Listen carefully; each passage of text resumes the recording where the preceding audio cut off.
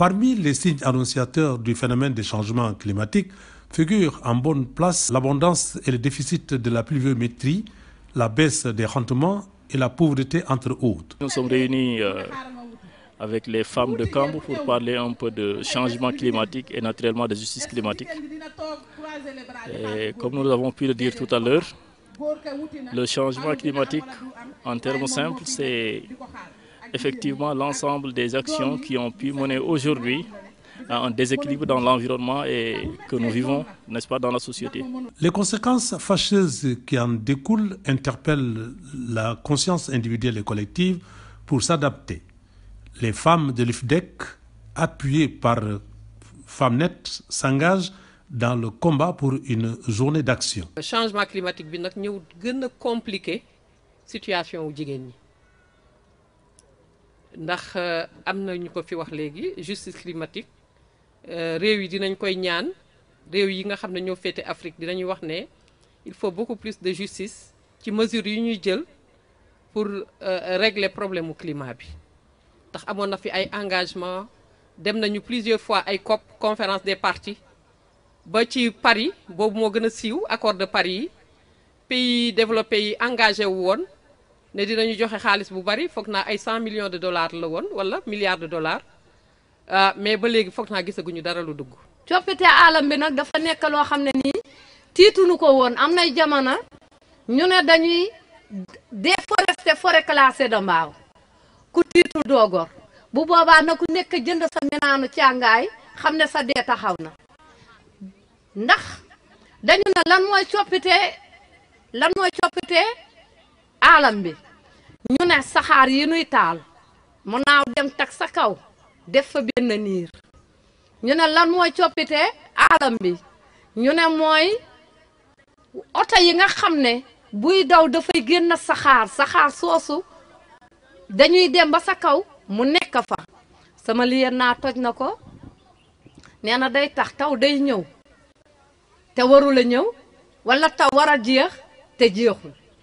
konte ñu déglu ne na ku nekk xam ne soppite alam bi si nun la jógee mu delluwaat concerné ndox yi nuy tuur ndox yu bon yi mu dellu concerné waat mbalit yi nuy sànni mu nekk bio indégradable yi foofu la gën a bone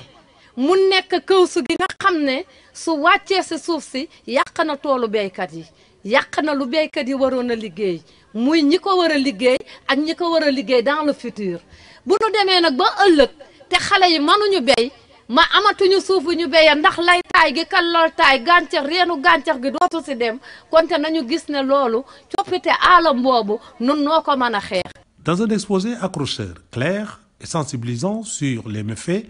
et les mesures d'adaptation, le conférencier Dr Amadou Ndiaye a levé un coin du voile sur l'impact négatif du phénomène sur l'environnement, la pêche, la dégradation des sols, la santé et l'agriculture. Par changement climatique, il faut aller à la base et comprendre quels sont les facteurs responsables de ce changement climatique-là. Et j'allais le résumer en trois éléments, à trois niveaux particuliers. Vous avez d'abord les émissions de gaz à effet de serre qui comprennent trois ensembles. D'une part, vous avez le CO2 qui est responsable naturellement de la destruction de la couche d'ozone. Mais mieux que ce CO2-là, vous avez le CH4, le méthane, qui est issu de l'ensemble des n'est-ce pas, milieux aquatiques où se réalise un phénomène de décomposition de matière organique et qui libère donc ce gaz-là. J'allais préciser que ce CH4-là est 28 fois plus dangereux que le CO2 quand il s'agit de destruction de l'environnement. Au-delà de ce CH4-là, vous avez le protoxyde d'azote, le N, donc le natrium utilisé dans l'agriculture à travers les engrais chimiques, également un aspect très négatif au niveau de l'environnement, en particulier. J'allais préciser que le protoxyde d'azote, le N, participe à la destruction de l'environnement à 300% par rapport 300 fois plus que le CO2. Les quantités extrêmes d'engrais chimiques que nous utilisons dans l'agriculture et qui ne sont pas totalement absorbés par les plantes se finissent par se retrouver au niveau de la couche d'ozone et donc créer des problèmes. Et à ce niveau-là, nous étions en train de sensibiliser l'ensemble des femmes ici pour leur faire comprendre que naturellement, si nous devons vivre aujourd'hui et demain, nous devons comprendre que nos comportements d'aujourd'hui vont impacter sur notre vie de demain. Le choix de la forêt classée de Mbao pour une telle rencontre n'est pas fortuit. Au-delà de sa fonction écologique, l'absorption du CO2, elle est dotée d'un plan d'aménagement pour une exploitation efficiente des potentialités économiques et une prise en charge sociale des riverains.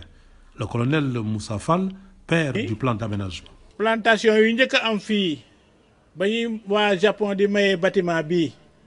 ak centre bi boobu maa yore Tëngéej ma ñëw teewee ko ba tey jii di ànd ak ñoom ci liggéey bi am ci kontaante. Cette journée, riche en enseignements, a enregistré une participation remarquable des femmes engagées pour la cause.